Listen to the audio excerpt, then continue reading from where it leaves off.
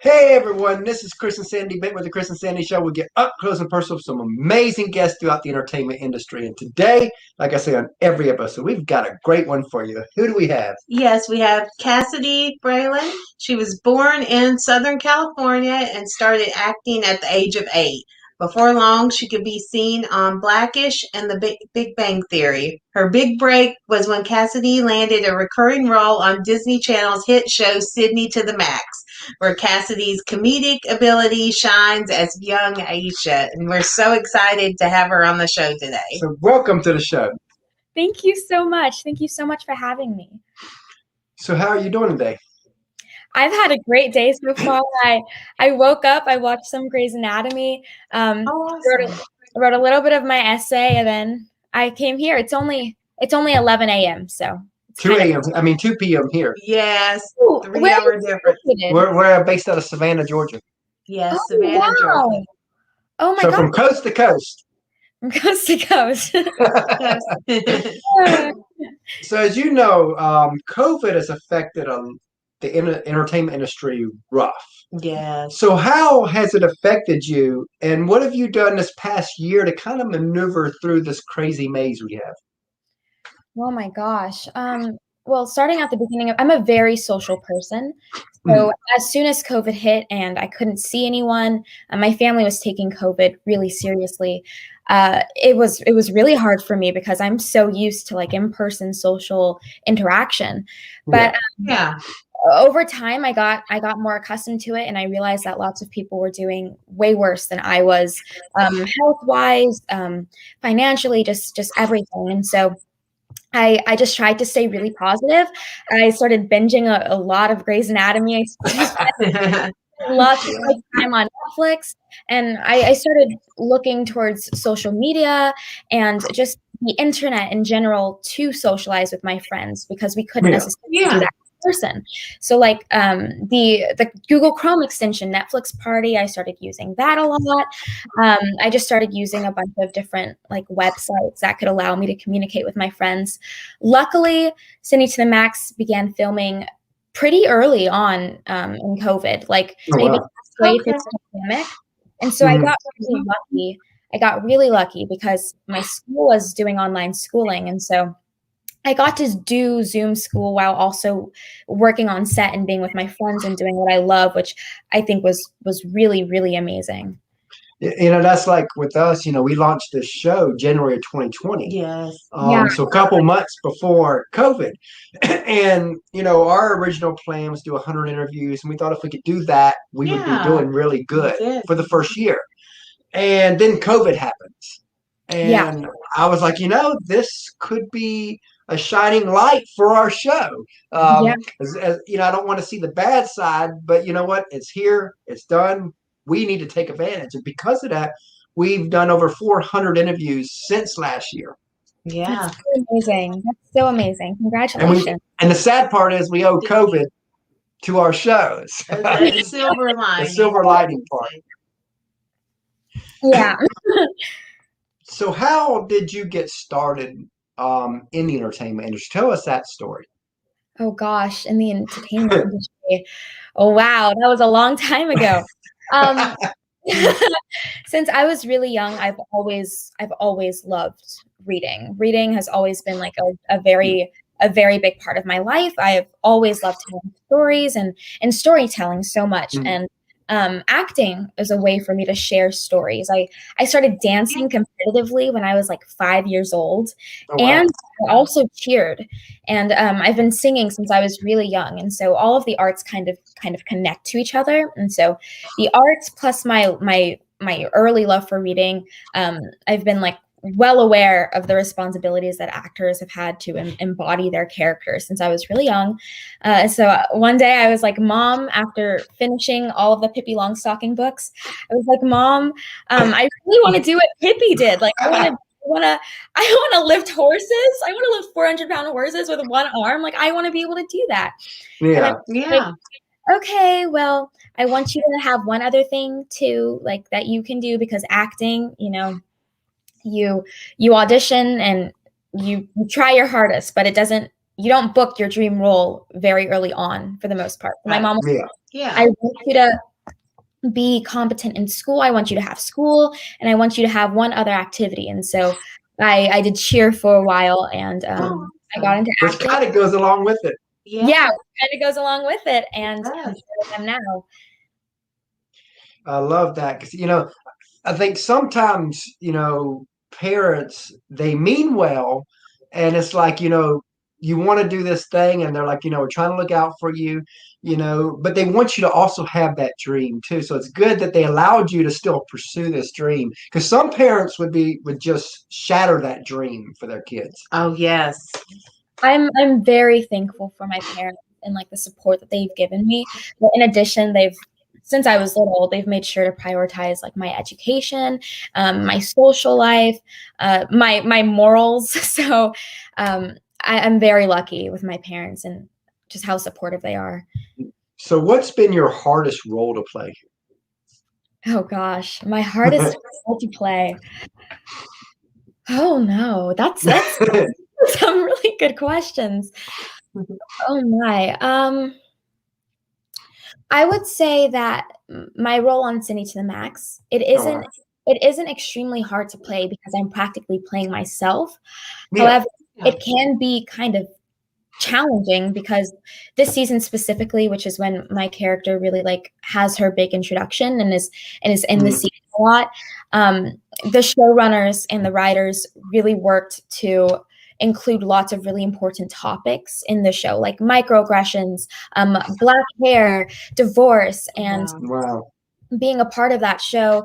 Lots of those topics were kind of, I had to be the person to like talk about them in the show, and all of the actors did, but I would say that was really exciting, but it was also kind of challenging because I had to make sure that the way I was acting, not on like, oh gosh. Yeah. I get what you're saying. The way my character spoke and the way my character reacted in certain situations, etc. I had to make sure that I did so in a really understandable and a really like amazing manner, so that every single person watching of like all demographics understood and could relate. Yeah. Now, the one cool thing about what you're doing with your role is, even though you don't live that, you're able to see how other people do live through your character. Yes, I do. I get to see it brings more empathy for people. Definitely. That's great. So what's been your most fun role? My most fun role? Oh gosh, I don't want to say my role on Cindy to the Max again, but probably on Cindy to the Max. It's a Disney show, so I get to do. It should be fun, right? It's so much fun, and Cindy to the Max is also the show that I've worked on the longest. I did Cindy to the Max like 8 months. 8 months every single day. So I definitely Cindy to the Max, because there's so much that goes into Disney shows that just makes the whole experience like so much more fun, like the stunts you get to talk about, since it is a company that caters to like a younger audience. Like we've got a bunch of candy on set, we have access to like and so much. It's all so much fun. So I would say my role on Cindy to the Max. So how did you get that part? I auditioned for the role of Alicia. And a fun fact, when I first auditioned for the role of Alicia, I was auditioning for a guest star role for one episode. I auditioned, and then I had a callback. And at this point, I knew that the role was kind of a bigger deal, because I went in for it like 5 times, which you usually don't do for a guest star role ever. Yeah. And so I went in, and I was just sitting like at my kitchen, probably stalking Jesse Williams, something Grey's Anatomy related. And and my manager calls me, and he's like, "Cassidy, you booked the role at Cindy to the Max." And I'm like, "Oh my gosh, like this is so exciting." And at this point, I had only thought it would be 1 episode. And so I did that 1 episode, and then a few months go by, and they're like, "We need you in 15 episodes this season." And I'm like, "Oh, okay, yay!" So yeah, that was my audition process. Oh, wow. Later in the show, you'll meet our 9-year-old little Chris. He asks a few questions, Oh and my of course, God, I love that. and what's funny is I already know the answer you're going to give to one of his questions, so we'll see if I'm right.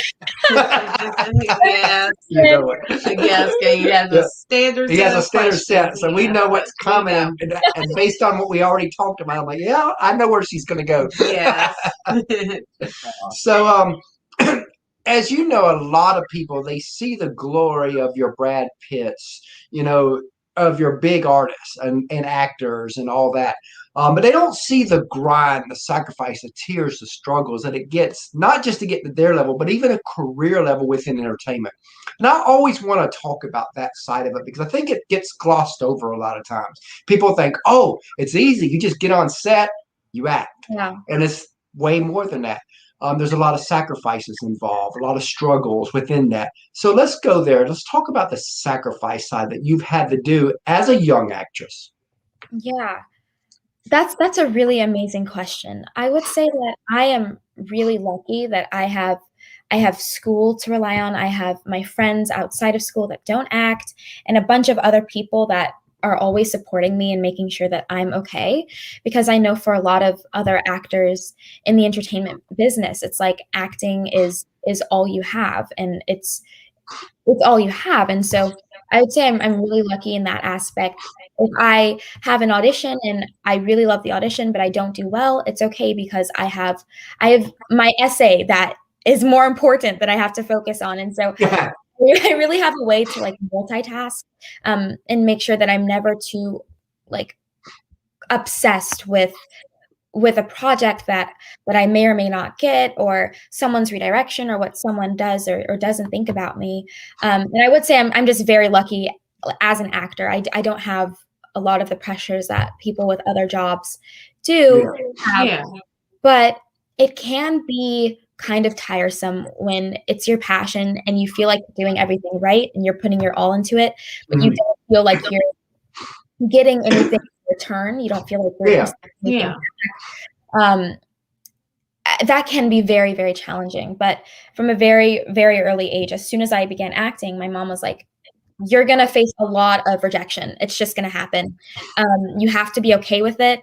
And you have to use it as a way to move you forward rather than an excuse to make you feel bad about yourself and hold yourself back. And so I've known going into it that I would face a lot of rejection. And now I don't look at rejection as rejection. I just look at it as redirection. It's just a price to pay. Yeah, just a price to pay. All of these auditions that I'm going on, if I don't book them or whatever, instead of being upset that I didn't go far for them or I didn't book them or yada yada, I use it more as like an excuse to be like, well, at least I got to go over some material. I got to deep dive into a specific role. I really got to understand this role. I got to connect with these casting directors. I got to master self-tapes, which was something I really had to work on with COVID. Oh, wow. I got to work on the craft that I love most, which I feel like has really propelled me throughout the 8 years I've been acting. And it's been really great, because we get exactly where you're coming from, because even with the show, this is part of one of our passions, this show. And so we get 100 or 200 rejections a month from people we go after everybody. I mean, we've emailed Brad Pitt's people, Blake Shelton's people, Carrie Underwood's people, Taylor Swift's people. You name them. Everybody's agents and PR people probably know who we are. Yeah. and it's funny because every month I'll re-email them, because you just never know. Right. And so we get exactly where you're coming from, because we're striving to become that big show one day, and everything, and all that. So I love exactly what you're doing. And, being a young actress, how has that affected you too? I mean, do you think that you've had advantage a little bit being that you're younger getting started? Oh, definitely. Definitely.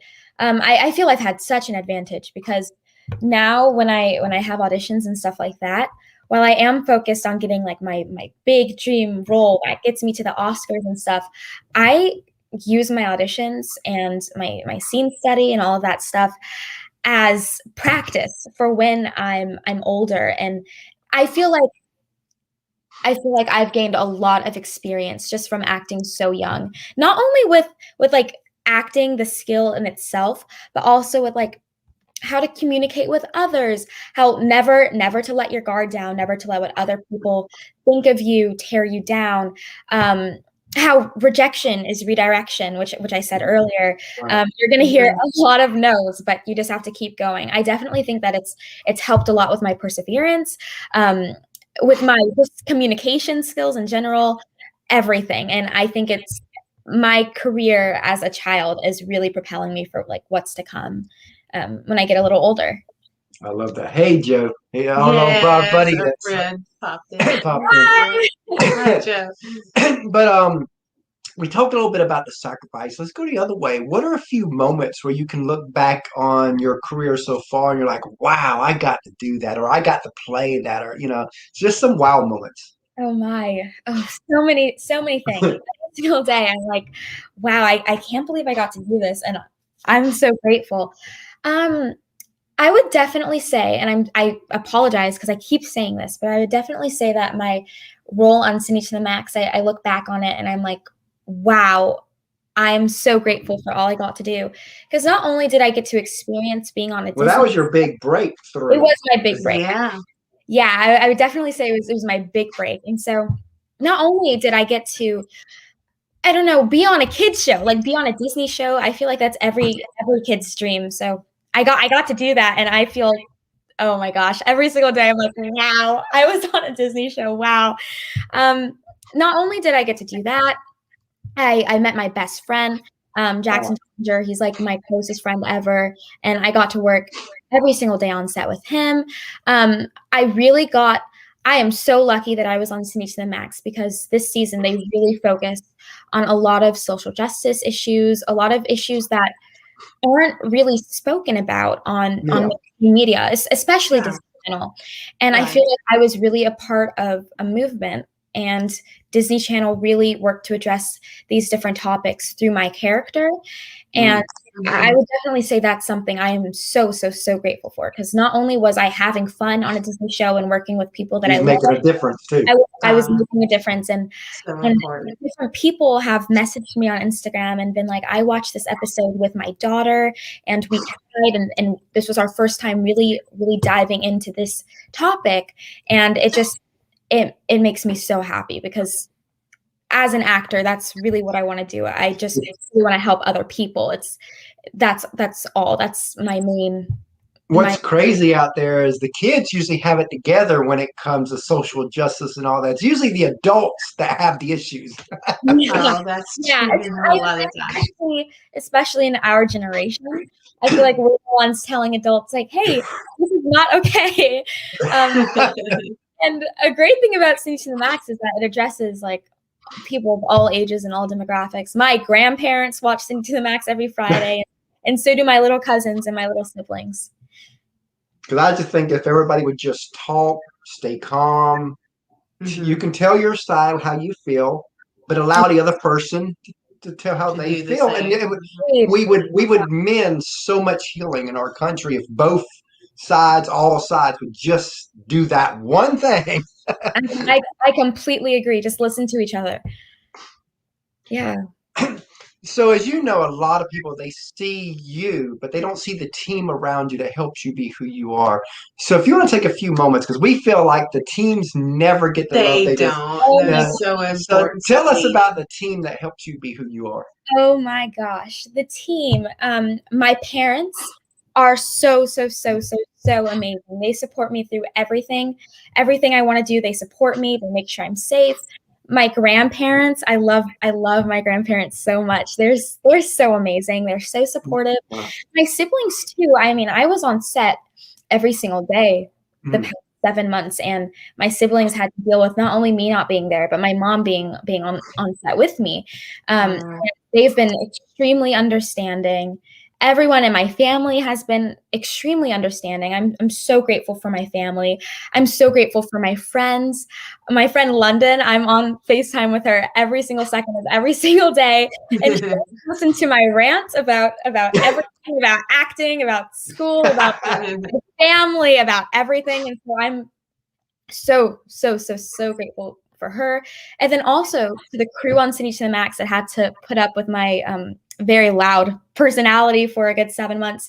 They are so amazing. Our prop guy on City to the Max, his name is Bean. He's my best friend. I love him so much. Wait, I'm gonna show you all a picture of Bean. This is Bean. Jackson always jokes that I have like an obsession with Bean. I think he's the coolest person ever. This is Bean. I don't know. Can you see him? Yeah, we can. He's truly the nicest person ever. Whenever I was having like any kind of bad day or I was upset about anything, he was always there, always waved at me, was always super kind to me. And I think that crew in general on television shows and just on any kind of production are really beneficial, and not only to like the actual production of the show, but also to always making sure that the actors feel welcomed, which is something that, I mean, I've heard stories of actors not always returning that kindness back towards crew members, which I can't even imagine. I think that's so terrible. But I would just say my entire support system, ranging from my family to my friends, the crew on shows that I've been on, they're just all supportive, and I'm really lucky. Yeah. So tell us, you probably got 1,000 of these, but tell us one that pops out, a parent story where they went above and beyond for your career, and you're like, wow, they really get this is a passion of mine.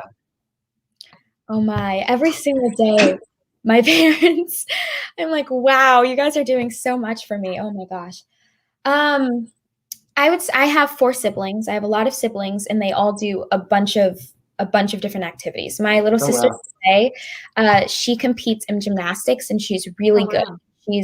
She's 9. She's 9 years old, turning 10 in a few days, actually.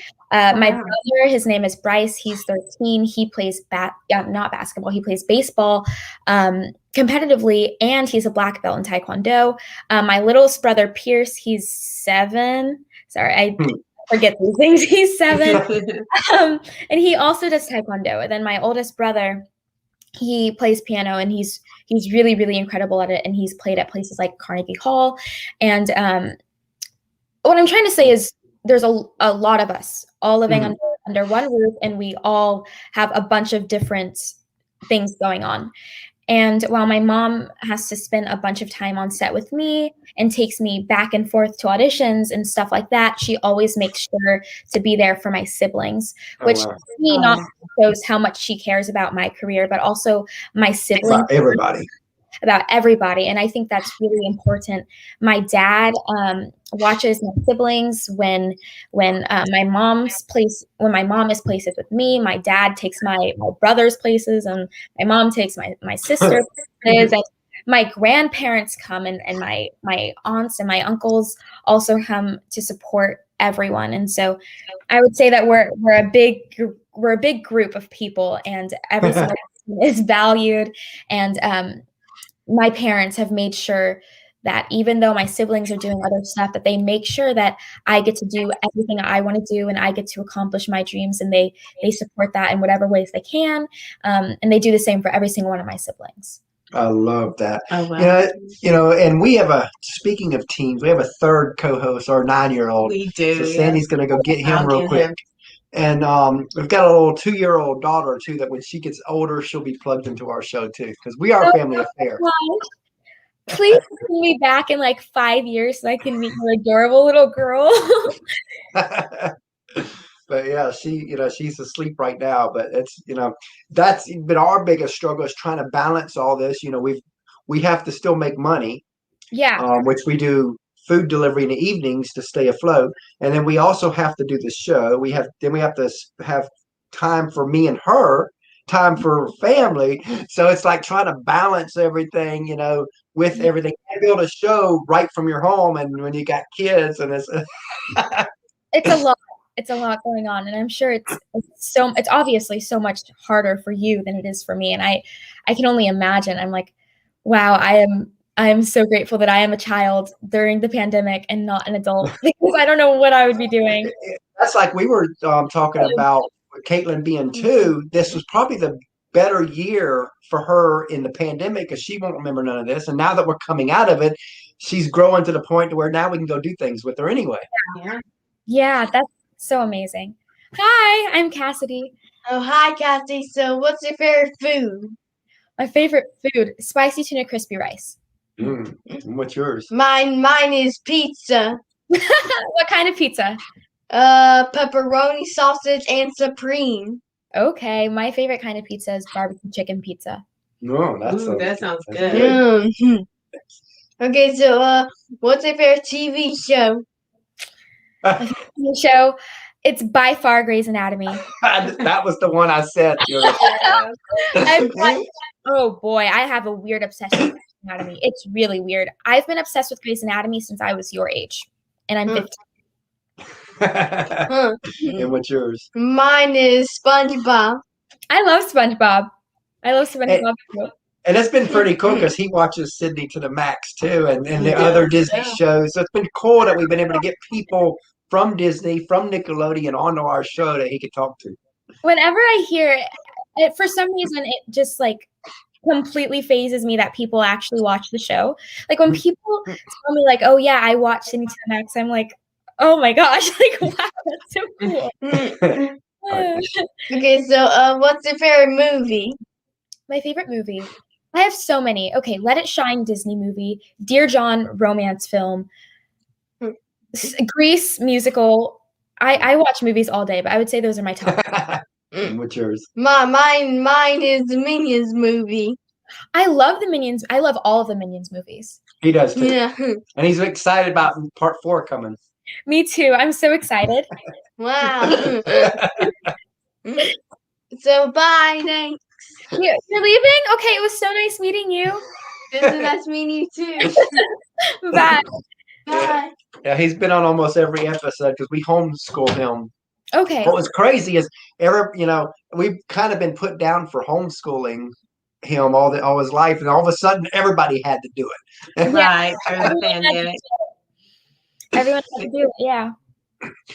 So if you could co-star with any actress or actor, dead or alive, who would it be, and what kind of role would you want to play? That is such a difficult question. That is such a difficult question. There are so many actors that I would love to work with, and so many projects that I would love to work on. I am obsessed with Jennifer Lawrence. I think she's so incredible, and not only do I admire her acting abilities, I think she just has the coolest personality ever. And so I would love to star in a movie with her as her best friend. I mean, I would have to age like 15 years to play her best friend, but it would be like so amazing to be in a movie with her, in a film with her, play her best friend. We're sidekicks, like fighting a bunch of people. And I would love to do something where it's like very dystopian and like Schoolgirl by day, Spy by night. Like Casey Undercover X-rated. Like I feel like that would be so Love that. Awesome. So back in 2015, we interviewed Kelsey Ballerini before she was Kelsey. Yes. And one of the questions we asked her was where she wanted to be in 5 years. And I always like to tell this story before I ask the guests that same question, because the answer she gave us, 6 years ago was almost to the T of what she's living right now. I mean, Kelsey knew where she was going. There was nobody going to stop her. So knowing that, where do you want to be in 5 years? In 5 years, I will be at my dream college, having the time of my life, while also working on my dream project that I feel really shows my acting abilities. And would just be an overall huge break for me, like in the acting business, transitioning from like a child actor to an adult actor. Hopefully like maybe some huge Netflix miniseries or a just a movie, like a big blockbuster film, with some really cool people that I've admired since I was younger. I will have a really good group of friends around me that supports me, and my family will be super healthy. But the big one is that I'm working on my dream role, and I feel like all of the work I've done over the past 13 years will be all worth it. Yeah, all worth it. Awesome. So let's look 15 years down the road, a little deeper down. And let's say that you're a success on a grand scale. Whatever that looks like for you, you've made it. If the person you are today could meet her, your future successful self, what would you remind her? I would remind my future successful self that a lot of people worked really hard to get you where you are. You put in a lot of effort as an actor, but your family has supported you through everything. And so don't become a brat, and don't forget who has really supported you your entire life. And also, please still be incredibly kind to everyone that you meet, and just don't be a jerk, because like I said, everyone else worked really hard for you to attain everything that you want to do. And so just know how thankful, and how just be very grateful, be very appreciative of everything that has been given to you. And please, why do I feel like I'm having a phone conversation with myself? Please continue to really care about social events and current events, and injustice in the world. Please start some kind of charity, and try to help a bunch of people, and spread awareness to as many people as you can. Love that. And what would you like your legacy to be? What would you ultimately like to be known and remembered for? I would like to be remembered as an actress, a very amazing and talented actress, like phenomenal actress, who had a very strong family life and really worked throughout her career to positively impact others' lives. Awesome. And if you could relay any message to your fans, what would you want to tell them? I would say that I love you so much, and I'm so grateful for all of the support that you've given me, especially on the show. These accounts that message me and tell me that they watched episodes, and how much they love it, and how much they think the show is making a difference. It really makes me so happy, and I'm so grateful.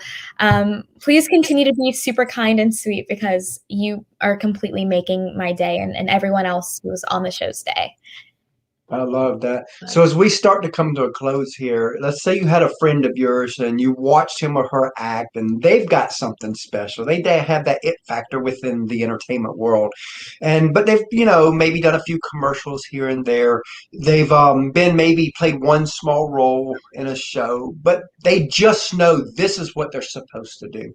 And they come to you. What advice would you give that specific person to kind of help guide them the next couple of years?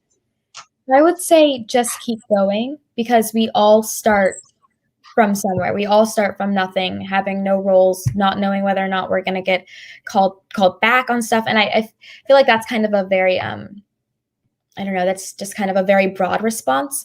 But I would say get an agent. That's a good agent. You can message me. My DMs are always open. If you message me and ask about a certain agency, I will tell you. I'll recommend some. Get yourself an agent in your spare time when you're not looking for agents and managers and stuff like that. Look up scene material from your favorite shows and really work on it. Another thing I would say is, and I know I keep saying this, but just be nice to everyone you meet, because connections. Important. That is very important. Yeah, you never know. Like, if you work with someone who maybe has like one line in a show that you're doing, you don't know if in a few years they're going to be like Zendaya. You have So just make sure to be nice to everyone and get everyone's phone number, or I guess that's kind of creepy. Don't do that. That's a kind of a weird response. Yeah. Because, like they say, the people you step on your way up will be the ones in charge on your way down. Mm-hmm. Yeah. Yeah. So, it all, and you know what? we're supposed to be nice human beings anyway. So it should be who you are, whether you're thinking about the future or not. We need to implant that in people's heads to just be nice. Yes. Yeah, exactly. Yeah. Yeah, go ahead. Oh no, I was just gonna say you're completely right. It should be like we should be born with kindness. So as we come to a close here, tell everybody how they can find you. You can follow me on Instagram and Twitter and Facebook. The platform that I use most is Instagram. My Instagram is at I am Cassidy. My name is spelled Cassidey, but if you just search up Cassidy, no E, it should come up. Follow me on Instagram because I say all of my thoughts on Instagram and I post everything, and I'll keep you updated because I've got a lot to come. Love that. And we really enjoyed having you on the show today, and we definitely look forward to having you back down the road. Thank you so much for having me. I really appreciate it. You guys are so sweet. Well, we appreciate that, and so are you. Appreciate that. Yes. And you have a great day. Have a good one.